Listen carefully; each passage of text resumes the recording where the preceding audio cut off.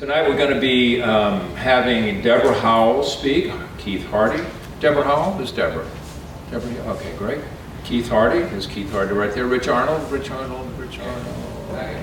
Oh, there we go. Jim Logan. All right, Jim Logan. And we have candidates. How many candidates do we have for City Council here? Two. Okay, great. All right, so that is how it's going to work. So Deborah Howell has 20 minutes to do her presentation. Deborah, what is your presentation on? Small multi-family affordable land use. Okay. Well, great. Well, thank you all for being here. It's really great to see all these faces and, you know, all these people who really care about what's going on in the neighborhood. My name is Deborah Howell, and I'm on the board of the Central Carrollton Association. Thank you all for coming. Good turnout. The official title of my talk this evening is Use of the Small Multifamily Affordable SMFA, is what we call it, zoning exemptions to circumvent the university area off-street parking overlay. Yeah, okay. It's hard to read, and Yeah, just let me turn it up. Can you turn it up? but the working subtitle is how unscrupulous commercial dormitory developers have co-opted and corrupted the SMFA to further destroy the Carrollton University neighborhoods while producing zero affordable housing.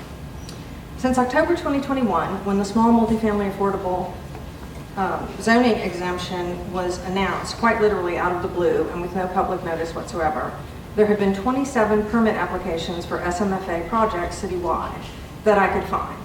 This includes 14 in District A, 6 of which are in Hollygrove and 8 are in the university area, 9 in District B, 2 in District D, and 2 in District E. Since there is no mechanism on the city's one-stop app to search for this type of project, some could have been missed. In October 2021, the City Planning Commission had issued a preliminary staff report recommending the small multifamily affordable use be added to the CZO. This generous zoning exemption was intended to encourage developers to create one affordable dwelling unit in new or existing multifamily properties and to thus increase the density in our already dense historic districts. Oh no. I'll talk about it. The SMFA allowed new fourplexes to be built by right in all two-family zone districts and eliminated all regulations related to the required lot area per dwelling unit and the required off-street parking per dwelling unit. And no avenue existed for neighboring property owners to question or prevent it, and there was no limit on how many SMFAs could be built on any block or block face. The purported goal of the SMFA was to increase supply to bring down the cost of housing in the long term. And because a 2015 study had indicated that the greatest need in the rental market between 2015 and 2025 would be for 1 and 2 bedroom units, the goal of the SMFA zoning exemption was to create more 1 and 2 bedroom units for single adults and small families who cannot afford to live in a single family home or manage a large property.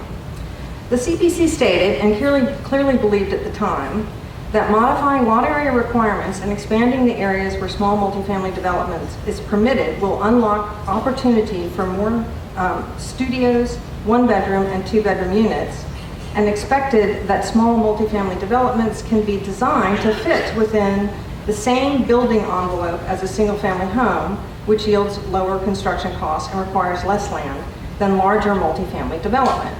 The CPC also believed that since many two-family zoning districts also contain many traditional early to mid-20th century built-to-plan fourplexes among their multifamily housing stock, new fourplexes would not have a negative impact or outsized impact on the surrounding homes, community, and neighborhoods. In the university area, which is the subject of this evening's talk, the CPC and other SMFA advocates have been proven very, very wrong as far as the impact on the neighborhoods.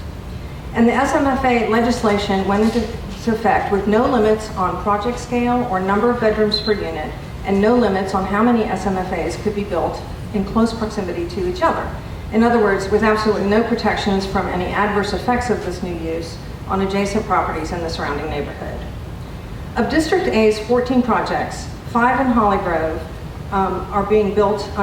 which are being built under the Grove Place 2 banner, appear to be the ideal, fully legitimate SMFA affordable dwelling units, being built by a group of experienced companies who already have a good track record in both providing affordable housing citywide and in understanding the compliance requirements to house qualified tenants in the new affordable units. The sixth one is a private developer who used the SMFA to bring a vacant fourplex back into commerce. It had lost its non-conforming use. And there's a lot of them. Throughout the 27, I researched every single one of them.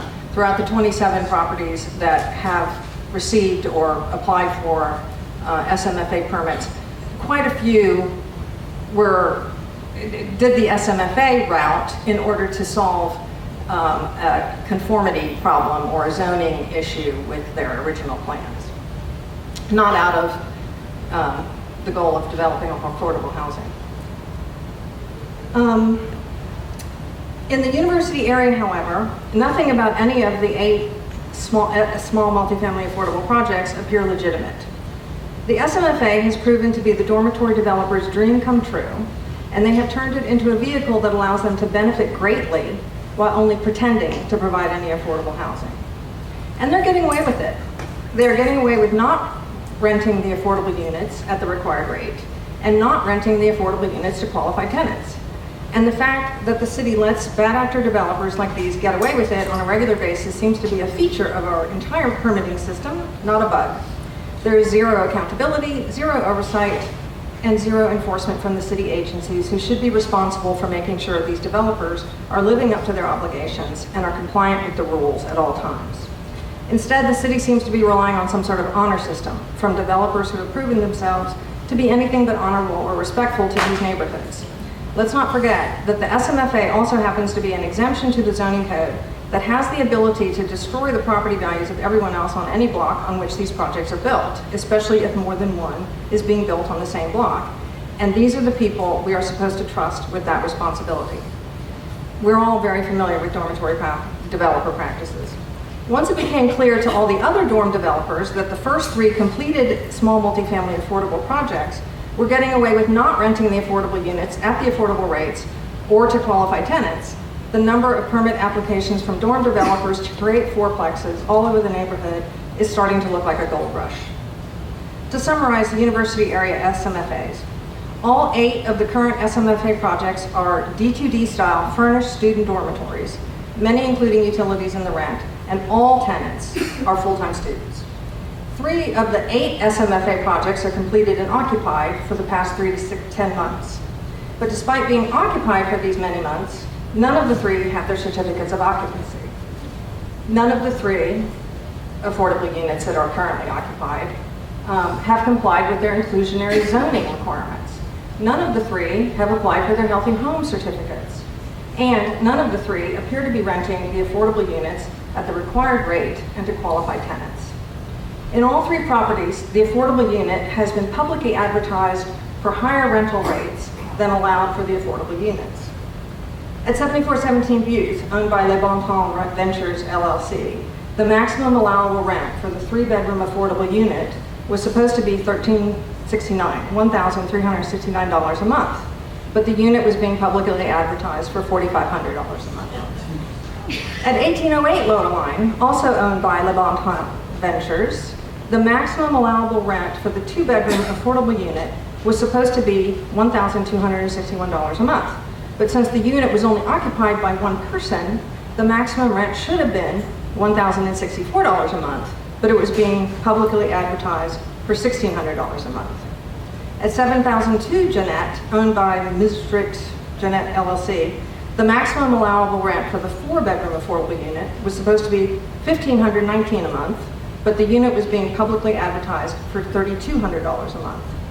And as far as the tenants being qualified for affordable housing units, we only have info on the qualifications for one tenant occupying any of the 3 occupied affordable units. The proof of the full-time tooling student's income qualifications was a letter from their parent indicating that the student had earned $18,000 working for the parent's business the previous year, and the name of that business could not be found on Google anywhere. This is a chart. I mean, I had a map. The first thing up there was the map showing the location of all 27 SMFA units in the city, and indicating, you want to go back to the map? No. I forgot about my visual aid.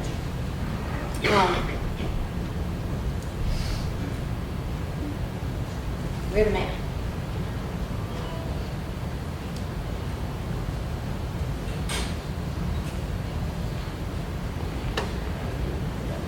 North Mount. There.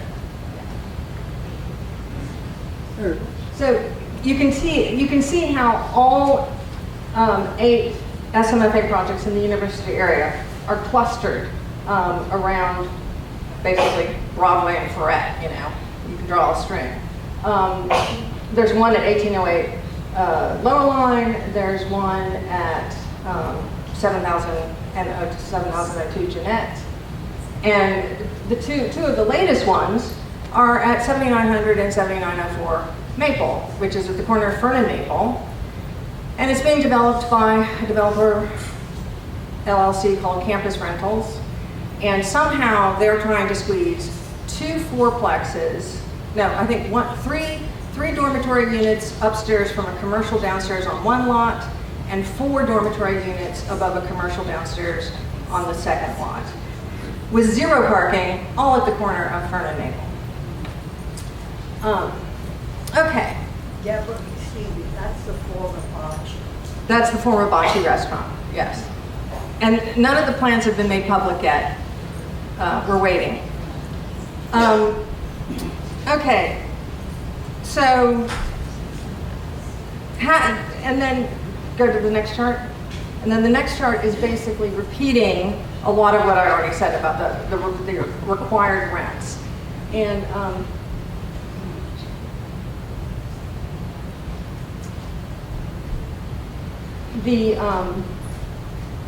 this chart basically compares the affordable rents at 80%, required affordable rents at 80% area median income for for number of person households. It's hard to, we're used to doing things per unit, but the affordable monies are determined, rent monies are determined by number of people in the household. So those are the actual rental rates of the 3 completed units, as far as we know. They're very cagey. It's very hard to find information about the rents, except we're very determined. And then the median market rate from a realtor point of view is below that, which for a 1-bedroom unit, the median rate is $1,300 a month, $1,600 for 2-bedroom, $2,300 for 3-bedroom, $3,200 for 4-bedroom is the median rent determination from the multi-list.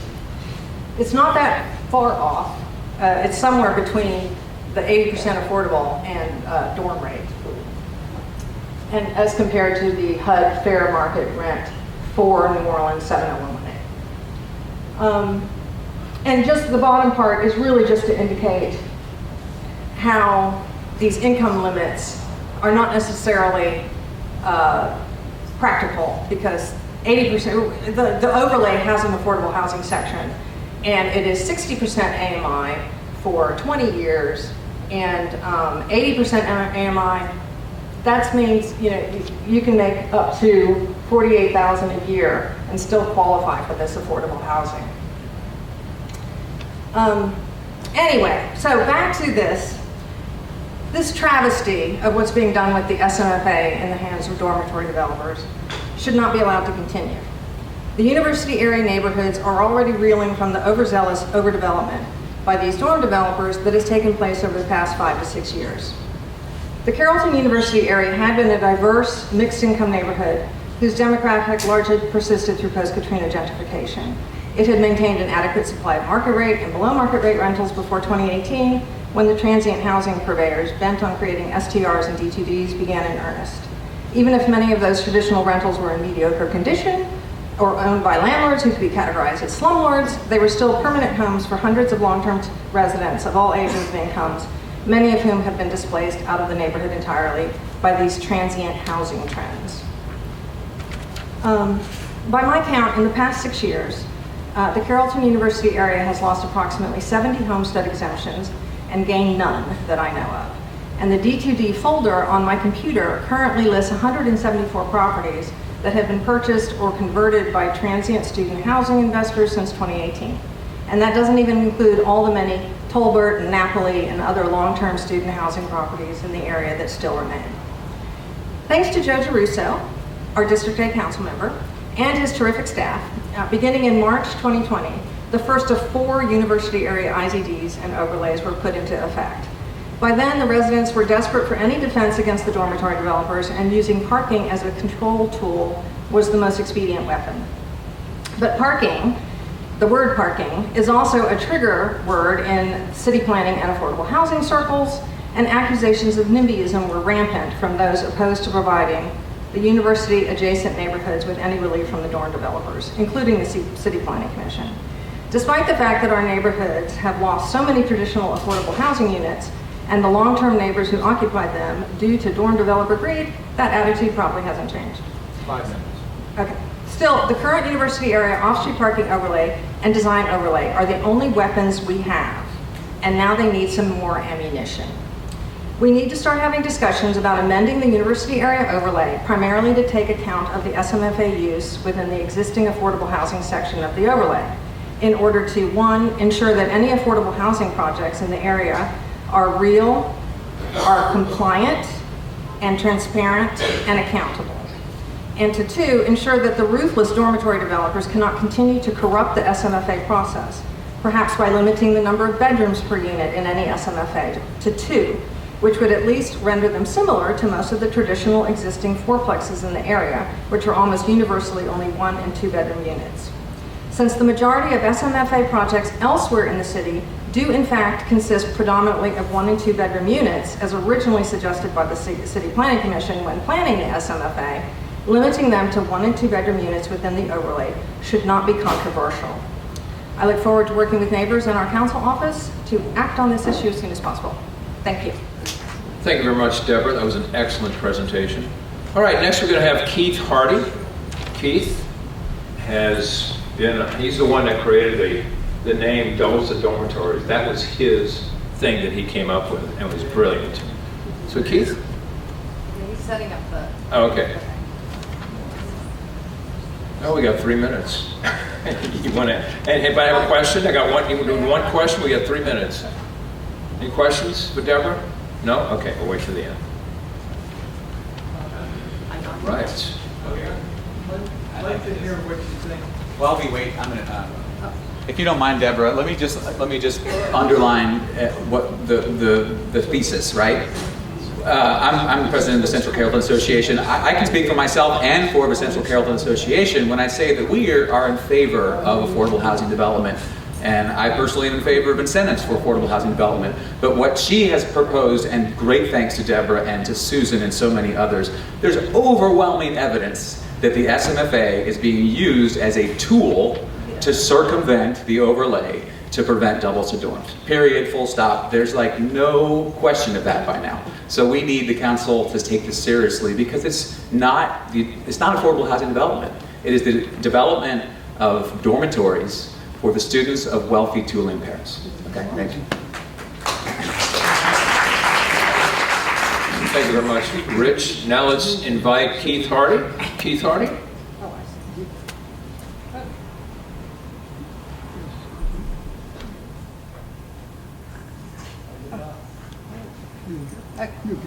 All right, great. Okay. Thank you very much. Well, after Deborah's really technical report, I'm going to talk about party buses. So actually, party buses really aren't very funny. If you've got them parked in front of your house or around the block because they're playing loud music. I've seen as many as 200 students milling around the intersection of Broadway and St. Charles. They're buying liquor at the liquor store there. This is a major transportation hub a lot of the time, but there are no bathrooms. So where are the bathrooms? The bathrooms are on the side streets, next into people's gardens. They're using the side lot of Chuck's Market there to urinate. And so these are really significant issues that are created by this phenomenon. I had to do a lot of research to figure this out, but the official name for the party buses is charter party carriers. That's the code. They're not tour buses. They're charter party carriers. In about 2024, for some reason, the pickup location shifted from Fraternity Street to St. Charles and Broadway. The buses can be parked there for half an hour or longer, playing music, students milling around, etc. Would you go to slide 5? Boy, well, this slide here, you can see how, go back one, Deborah. You can see how young some of these students are. Some of these kids are in high school that are getting on these buses. Go to slide, I think it's number 5. Yeah, this one, just click on the slide and it should play. This is, right. yeah, okay, so you can see, this is a little movie of what happens when they're there. This is just one bus with about 20, you can hear the crowd noise and all that. All right, so what does the city code say?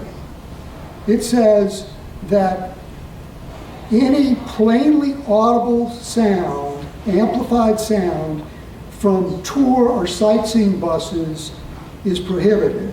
Now, I'm not sure whether that applies to party buses or not, but we're going to get to a more specific law a little later. Other city code articles prohibit any vehicle using any device to amplify sound. So, in researching this, I finally resorted to ChatGPT and asked it a bunch of questions, and it popped up something called the City Administrative Code. It's the administrative rules. I really had never seen that before. And they have a section applying specifically to these charter party carriers. The charter party carriers are allowed to have bars. They're allowed to have enhanced audio systems, karaoke equipment, dance poles, and laser lights.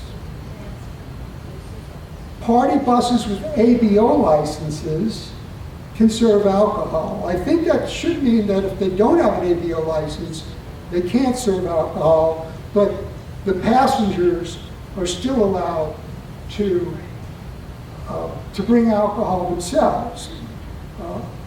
And there's a sort of police yourself system that the city created where these charter party carriers are really supposed to police themselves.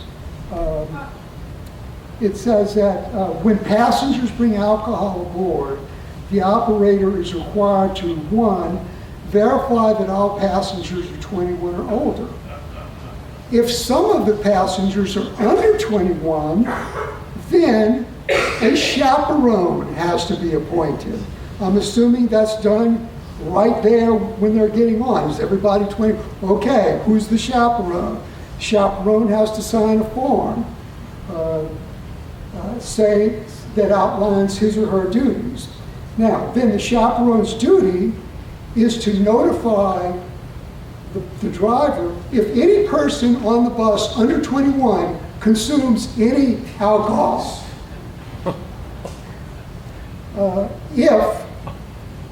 And to notify the driver if that person consumes any alcohol. If the driver discovers or is informed that a passenger under 21 has consumed alcohol, he must, quote, immediately stop the trip and return to the point of origin. Now, I'm a little bit skeptical of this. And I'll wager $100 that there has never been a bus where a chaperone was appointed, where the chaperone informed the bus driver that the freshmen and the sophomores were drinking beer, and that the bus driver then turned around and came back. So this self-policing system is a joke, and it needs to be reformed, not only for our peaceable living, but also for the students themselves, because these buses they're packed. A lot of times the students are standing up in them while they're in motion. There are no seat belts. I saw one day, it took off from the corner of Audubon and St. Charles, headed downriver, did a U-turn at Broadway without slowing down or stopping, complete U-turn, crossing the lanes of Broadway twice, and right back onto St. Charles, headed downtown. All right, now, the one good thing about the administrative rules is, regarding party buses, music or other amplified sound generated by equipment or devices within the vehicle shall not be plainly and clearly audible at a distance of 15 feet from the vehicle. So, yeah, that's a joke, because, they're blasting the music. So one night, I could hear the music. I was in the back of my house, right off St. Charles at Audubon. And so I said, I'm always questioning, should I go out and look at it? It's worth me wasting. It went on, so I decided to go out, and parked in front of a house, two houses down from mine, was one of these parking buses. It was all students. I think it was all fraternity. They're all male. And the door to the bus was open, and the music was blasting out, and I stood out in front of the bus and I said, "Turn it down!" Nobody did anything because they couldn't hear me. So I had to go on the bus and tap them on the shoulders and tell them to turn it down. And they did, but they complained. They said it was all right. So this is a problem. That house individually, a doctor from Oshner purchased that house. She went through the process of upgrading it, and then Tedesco and Hamid put a D2D next to her with 16 bedrooms in it, and she's never moved in. So why can't we have nice things? The D2D developers and the party bus guys. So the issues we have are the amplified music. The rules on that need to be enforced. Or if you can't, if you can't enforce something, you need to prohibit it, and that's something that the city and the council need to do. The pickup location. It's clearly inappropriate to be using St. Charles Avenue as an ad hoc pickup location. I've seen as many as 4 buses. There'll be 2 parked on the upriver side of St. Charles. There'll be 2 others parked down in front of Loyola Law School there, headed downtown. And they're all playing music, and they're waiting for these passengers to come in. And with all of this overflow, there's no bathrooms. I don't think there are any bathrooms on the buses either. So that's why we get this. I did take pictures of students urinating in that lot, and I sent them to the president of Tulane and members of the Tulane administration. Okay, so let's move on to the fraternities and sororities. We've got, here are the statistics from the Tulane website. 25 organizations, 3,300 members, 38% of undergraduates are members of Greek organization, but we only have 8 fraternity and 8 sorority houses. So there is, right now, when I started college in 1967, everybody wanted to be in a fraternity. By 1969, that had dropped significantly. And now I think that's come full circle, and the Greek system is very popular. Has its benefits, I think having kids organized and responsibly doing things, that's important, but it's also, as anybody who lives or travels in this neighborhood knows, that the fraternities are a serious, significant detriment to the quality of life. I think we have recently heard that there were a group of sorority women who wanted to buy a house on Calhoun to turn it into a sorority house.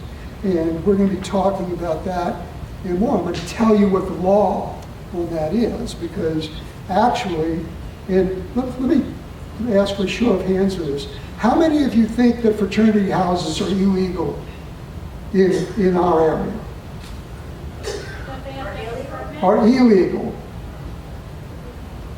Okay. They have to have a permit. Actually, we're going to get to this, but the short answer is fraternities are illegal. Okay, we have some fraternities, but they're grandfathered in.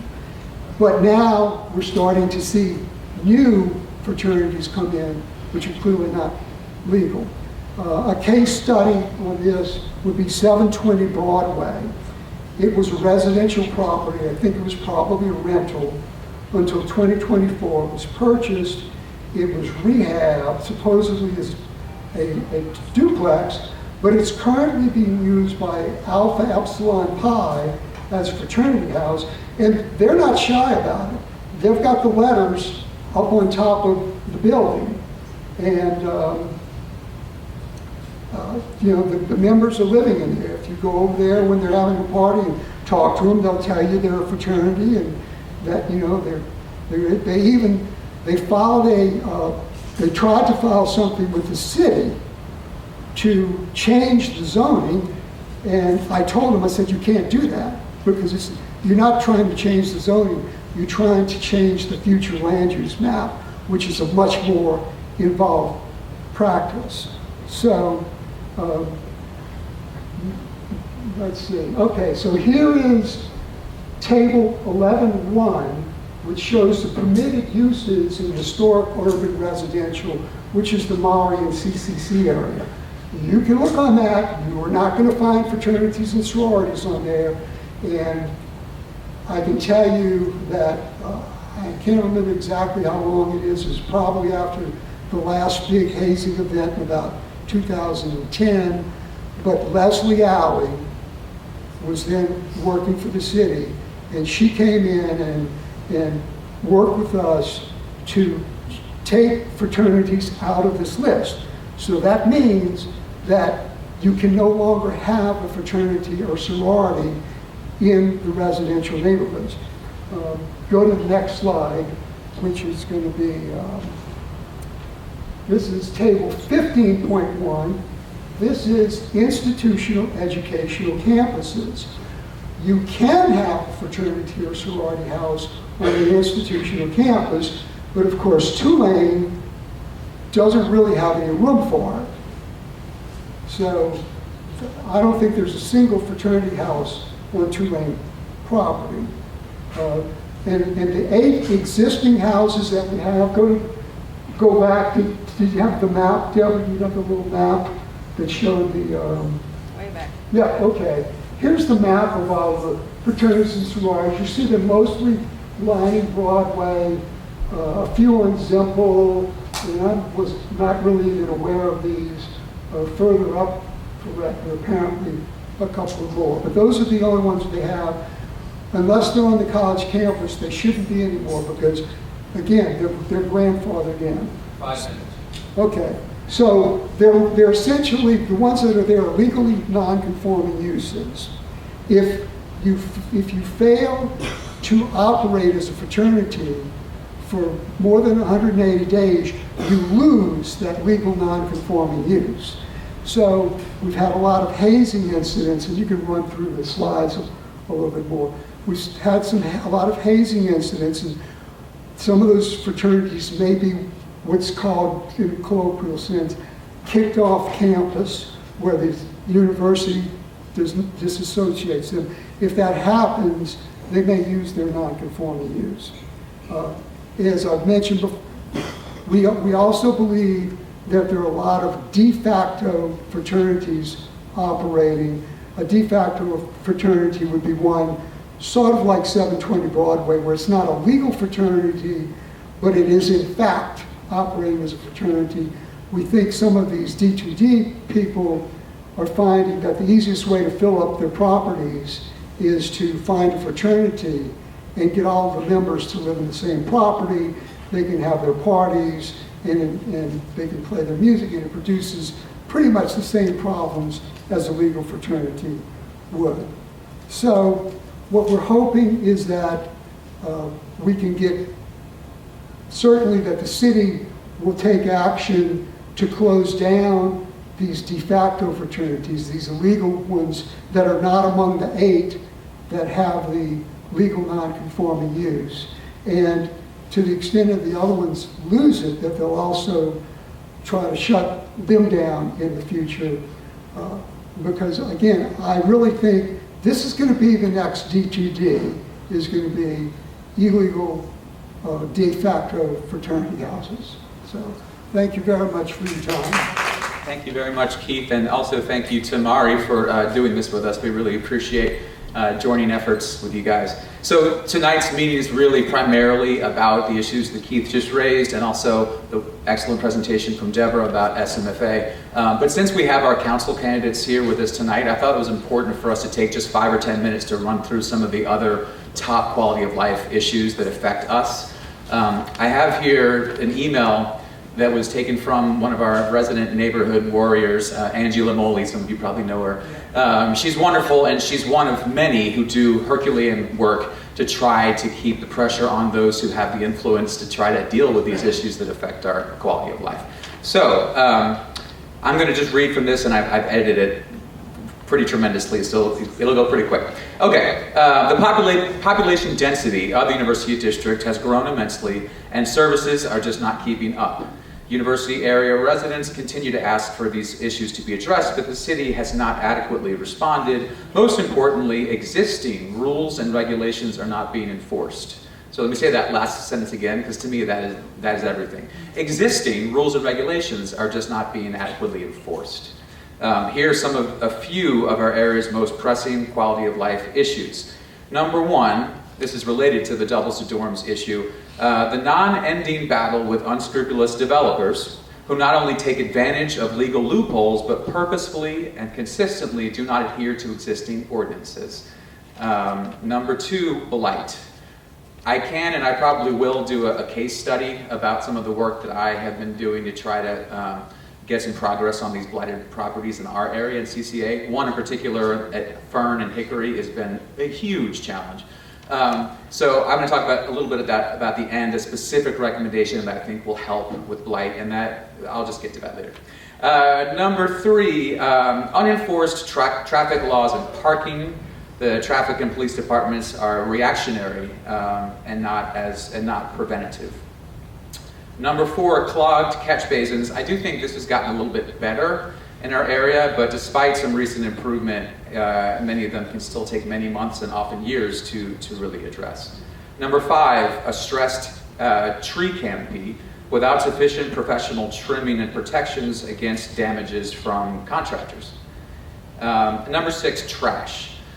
This is a big issue that we've all talked about for years, and it's really, again, it's about lack of enforcement. So the transient nature of too many residents and their constant turnover makes this otherwise green and beautiful community turn into an open dumpster sometimes, particularly during move-in and move-out periods. And these move-in and move-out periods are scheduled years in advance, and so there is sufficient notice about this. We've asked and we've never been able to receive any confirmation that even a single violation or fine has ever been assessed specifically related to trash. So I think this is an issue that can be addressed and is really not being. So here's some, what do we need, she says. Number 1, enforcement of existing regulations already on the books. Number 2, much more timely response to 311 concerns such as broken street lights, obstructed sidewalks, and illegal dumping. Number 3, more police patrols for both the city and Tulane. Was that number 3? No, next one. Traffic enforcement and better signage from city contractors. The Department of Sanitation to enforce and issue fines for common violations such as trash and recycle bins permanently left on sidewalks and streets. Number 6, better coordination and communication between departments. There's so many times that I have expressed a complaint and been told, oh, the complaint's been dismissed because it's not my department, right? But there's rarely, sometimes there is, but not often enough is there an attempt to try to find the right person and connect them. You are an exception, at least, so thank you very much for that. Number 7, timely attention and enforcement to blight by departments of code enforcement and zoning. Okay, and here's my one concrete recommendation.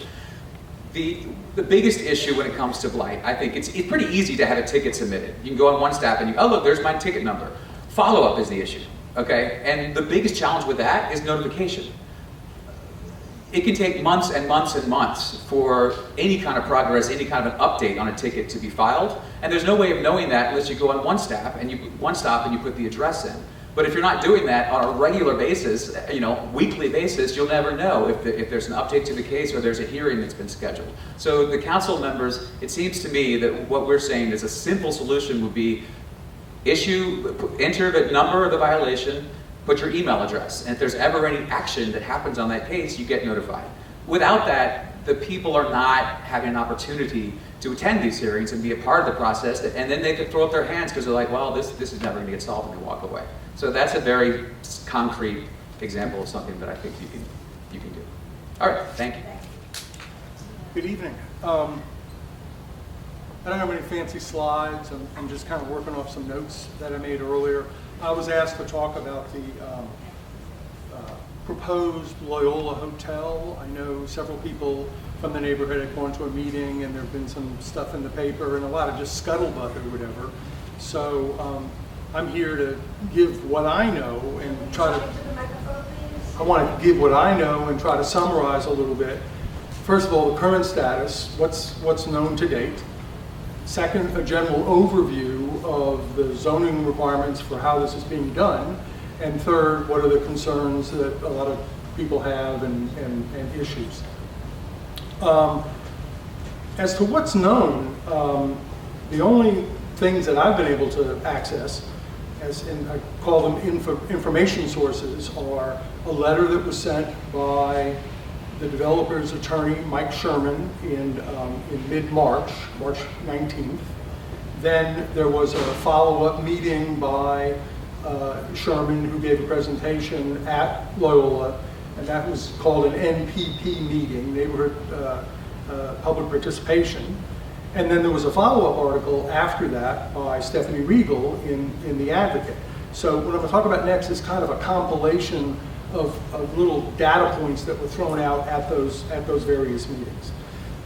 What we understand Loyola wants to do is put a boutique hotel, 57,000 square feet, 72 feet in height, up to 100 rooms, spread across 3 existing but to be renovated buildings. Greenville Hall, which is the old school building on sort of the Broadway side of the campus up there, and then across the street, Veritas Hall and Sacred Heart, and then there'll be some new construction, infill if you will, between and connecting the 2 older houses, Veritas and Sacred Heart. There's supposed to be guest rooms and other amenities, which is somewhat ill-defined. New plan adds restaurants and lodging, open to the public, and the neighbors can use the, quote, food and beverage establishments and lodging facilities. Also, it's expected there'll be minor reconfiguration regarding parking of about 127 spaces. Mr. Sherman at the meeting, in response to questions and on his own, said there's no architectural plans or renderings to date. There's been nothing filed for any permits to date, and he wasn't able or wouldn't talk about what the potential dollar figure might be for this, for the build-out. At the meeting, and again quoted a little bit in the newspaper article, was a Mr. Bill Hoffman, with Woodward Interests. He explained that his group had been retained in 2019 by Loyola, who was seeking developers for plans to use these 3 properties. Woodward was selected, COVID had put things on hold, and so now they're picking things up again. So according to that telling, Loyola's been looking to do something with this, but only recently has been able to kind of get up and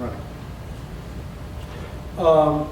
Again, at the meeting, Mr. Hoffman, largely in response to concerns that were being raised, he said he understands that, you know, nobody wants the neighborhood overwhelmed, that he was somewhat flexible on height, that the statement Sherman made about going up to 72 feet, Hoffman backed that down a little bit, that, you know, depending on what the neighborhood might want, they wouldn't do that.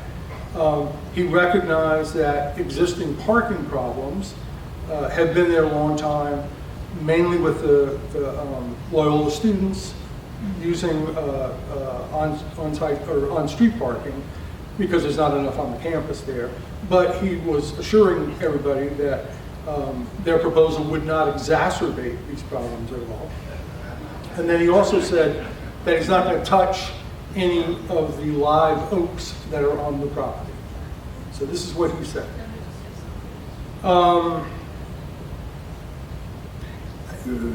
Stephanie Regal in the newspaper quoted supposedly a Loyola statement that she had seen. I've not been able to find this online on Loyola's website or any place other than in Stephanie's article, but quote, from Loyola now, there are no preliminary details about scope, logistics, and operation.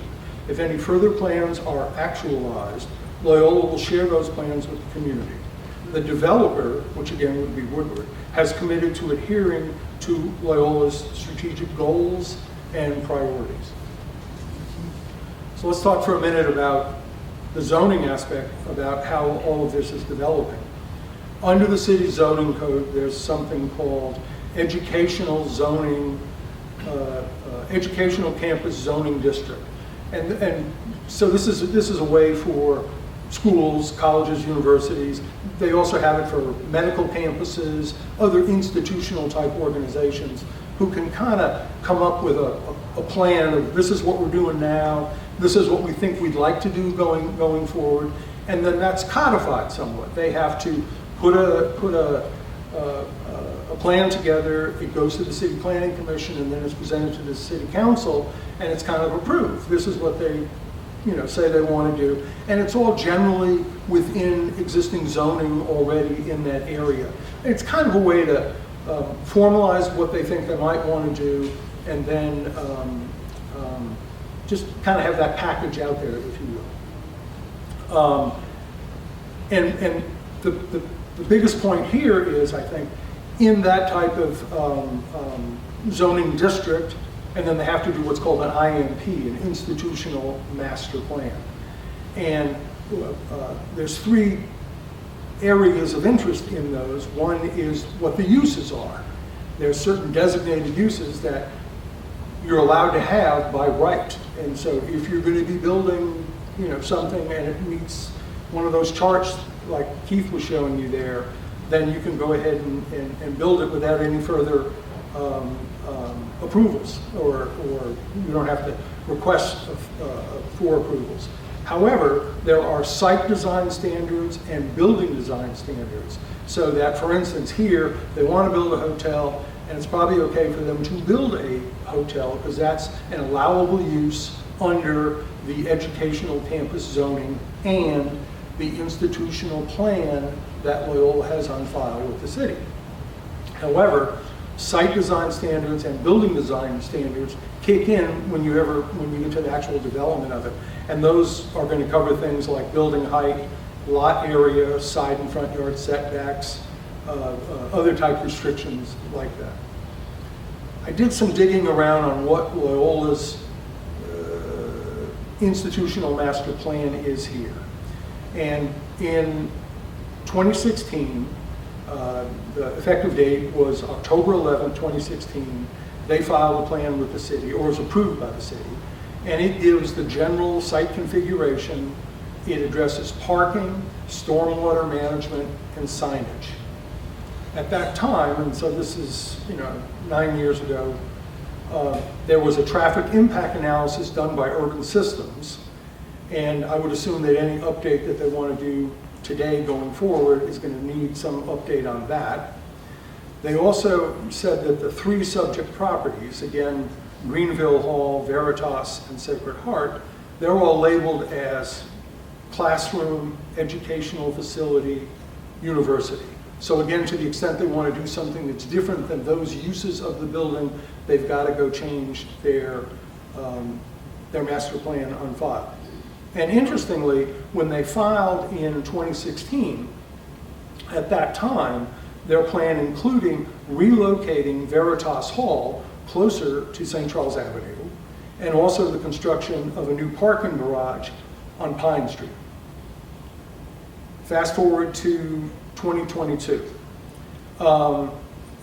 They wanted to build their new dormitory at the intersection of Ferret and Calhoun. So they had to go back to the city to amend their master plan. And they made a big point saying this is only for our main campus, not the Broadway campus. And what we want to do is build the new residence hall because there's an increased demand for on-campus housing. And they also wanted to tweak a chapel, make it a little smaller and round it out somewhat. And so these were somewhat expansions. They were different things than what they wanted to do in 2016. So they had to come back and seek permission for that. They had to bring things up to date, amend them. The new dorm, since you're talking about building a dormitory on a college campus, really didn't need any further approval. And the City Planning Commission said, you're a college campus, you're building a dorm, you're authorized already to do that, and there's really no need for us to give you further approvals. However, it has to be reviewed for design review later, and they ultimately got all of that. Apparently at that same time, again in 2022, they wanted to add parking near the existing St. Mary Hall on the Broadway campus, which apparently is down the block a little bit on Broadway. I had to look up where it was, but it's like past where the dormitory space is on Broadway across the street. And they also wanted to do some parking. Street and Dominican Street crossing Broadway and Pine. Okay. 3 minutes. All right. They wanted to add some additional parking, but they were disallowed that by the city because they wanted to do more than 10 spaces, which would have been allowed administratively. So they were denied on that. So that's the general framework. I know I've heard people talk about historic preservation and protections on all of this. Greenville Hall is on the individual National Register. There's national district boundaries uptown. Local HDLC, St. Charles District, some houses on Lower Line. But to be honest, I'm not sure that any of that provides much protection. There's no demolitions involved with this proposal. And a lot of times those historic preservation protections only trigger if you're talking about doing something to them or you're using federal or state funding to do something to them. There's also some potential overlay districts that might provide some assistance. Jumping ahead because my time is running, proposed uses, hotel, motel, generally that's something that's allowed under the educational campus district. A bar would not be under any circumstance. A restaurant could be allowed depending on what they want to do. A standard or specialty restaurant would be permitted. A carry-out or fast food restaurant would be a conditional use, so they have to go to City Hall for that. I know there's issues with building height, trees, adequacy of parking, general increased neighborhood congestion, drainage, noise. This is kind of a moving target right now, and I don't know if there's anybody from Loyola here that might be able to provide something of an update. There's a huge lack of specific details for a more focused evaluation. I don't know if the meeting that we attended, or several of us attended, was a trial balloon. They're kind of testing the water scenarios or whatever. I also point out that there have been past plans to do various things, like in 2016, they wanted to move Veritas Halls and they wanted to do the parking, and that didn't happen.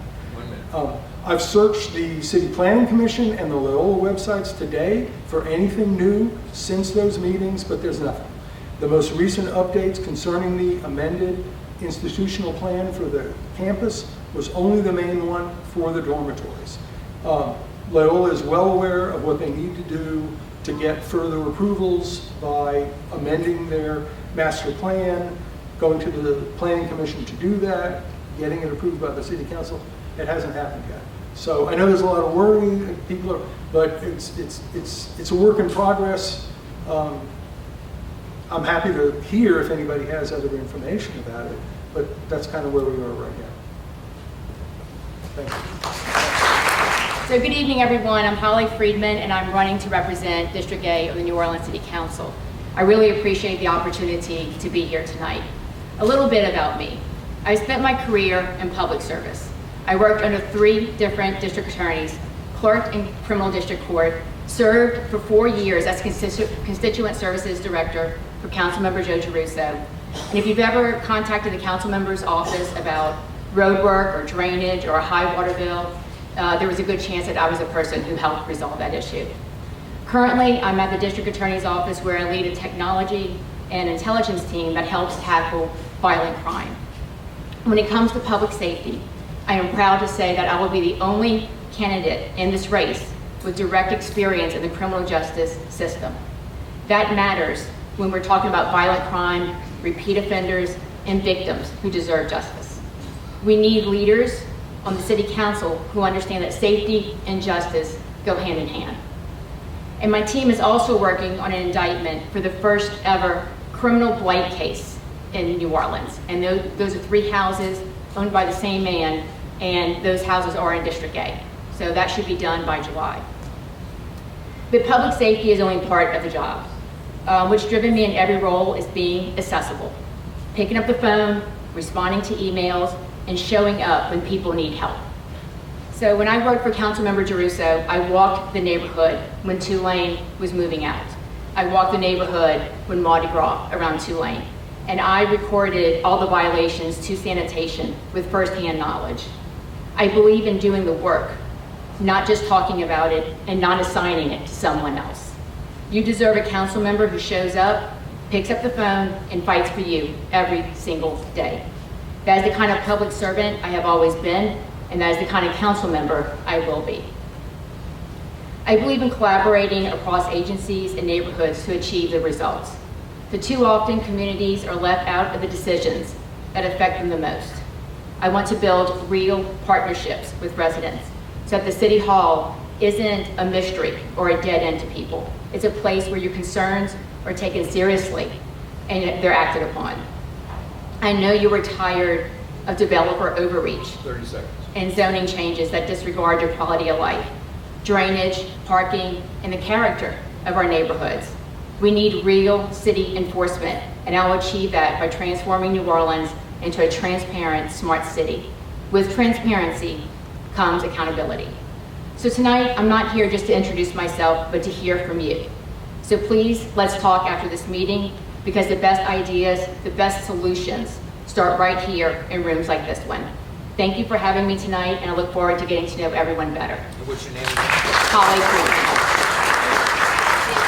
Hello everyone, my name is Amy McCarran. I'm running for City Council District A because like you, I love our city. I was born here, I was raised here, I want my children are here, and I want my kids and their peers to have the opportunity to live here.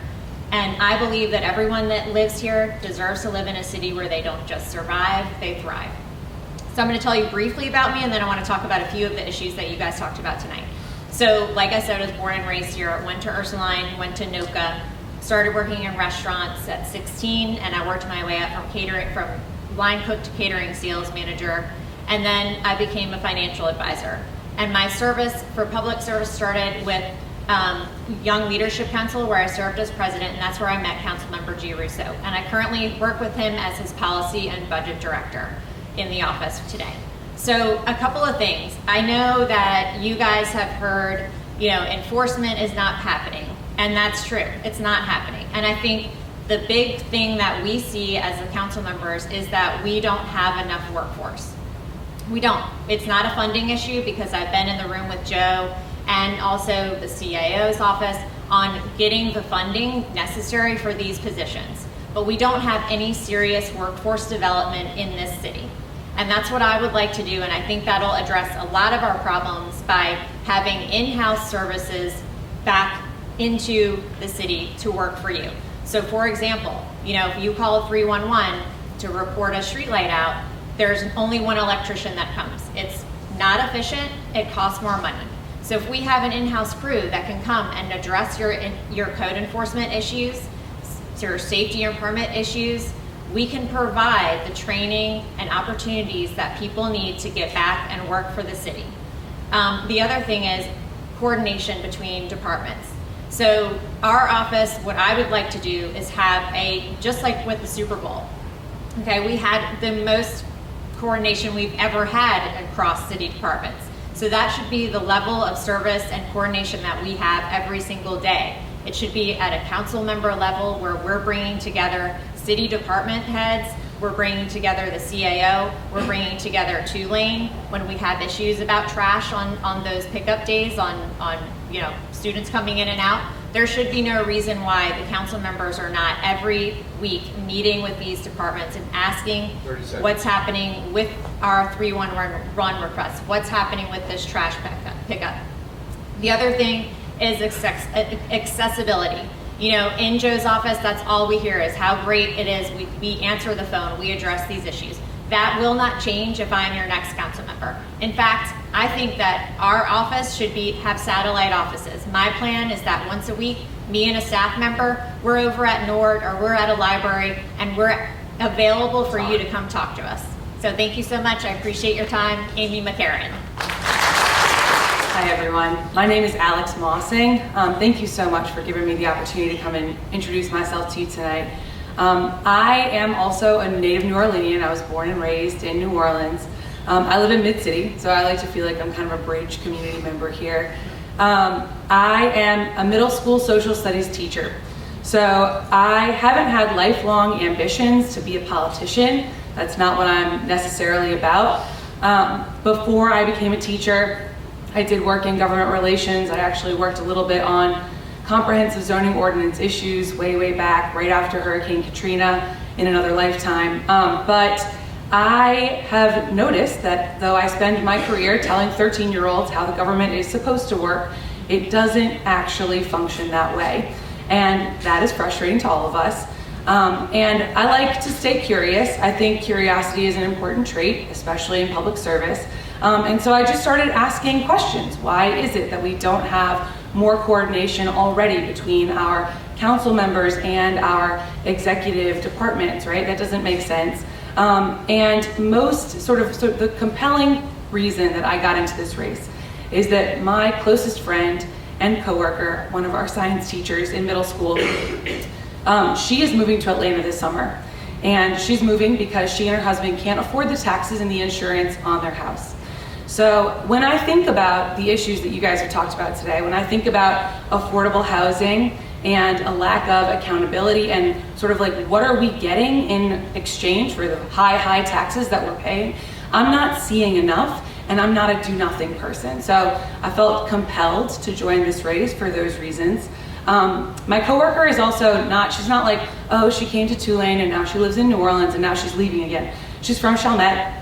She lives 2 blocks from her mom in Lakeview. She is deeply embedded in her community. If we can lose a Lauren Holstein, we can lose anyone. And I personally can't stand by and watch more of my friends and family members and colleagues leave New Orleans. So I am interested in finding innovative solutions, bringing an outside perspective to government, and thinking of practical community-driven ways to accomplish the goals that we need to build a more just, more equitable community that is friendly to all of us. Thank you. My name is Alex Mossing. Hey, good evening, everybody. I see some familiar faces, but for those who don't know me, my name is Bob Morell. I live in Lakeview with my lovely wife and 2 young children. Prior to trying to get into politics, I did comedy and theater for about 10 years. And then I had children and realized I have flesh in the game now. So started to get really involved in not just my community in Lakeview, but across the city, really. But I was born at Charity Hospital 40 years ago. Was public school educated, graduated from Riverdale High School. For the last 15 years, I've been working in the local software industry, primarily as a team lead and a senior software developer, and most recently as a project manager. So when it comes to complaints from people, I've fielded complaint tickets from across the world and worked with teams from Bangalore all the way to California. So it's been an interesting process, but I totally understand whether it's a heckler in the audience or someone who just wants what they paid for, to make sure that we get the solutions necessary to get it done. Some of the things that I think get talked about a lot are the things that I've also been advocating for over the last 4 years. You probably see me at City Hall making public comments, or at protests and rallies or picket lines fighting for our teachers and schools to get the funding that they deserve, for nurses to have the right to unionize, and also to fight for affordable housing and our unhoused people in the city. One of the things that I have done over the course of the last 4 years is develop a pretty robust platform with a number of community leaders and residents all across the district, whether that's talking about making a more participatory process where people like you and across the district are actively collaborating, not just coordinating, but collaborating to make sure that we can develop the solutions that we need. I also want to invest more in public projects like splash pads and fixing our libraries. We have to address the roadwork conditions that continue to plague our city, and having, again, that open collaboration and coordination centralized within the city, so that way we can fight this anarchy of roadwork that we continue to experience. And also having more expanded public transit so that we can resolve and reduce the amount of parking congestion that we're seeing in these communities. I think one of the important things that's come up over the last couple of years, obviously, however, is having local leadership that is willing to stand up against the extremists running our state and federal government right now. And we need to have strong vocal leadership that can try to fight against this stuff. My slogan for the campaign is people first, and you can always count on me to be a champion for not just rights, but a fair, equitable city. Thank you. Bob Morell.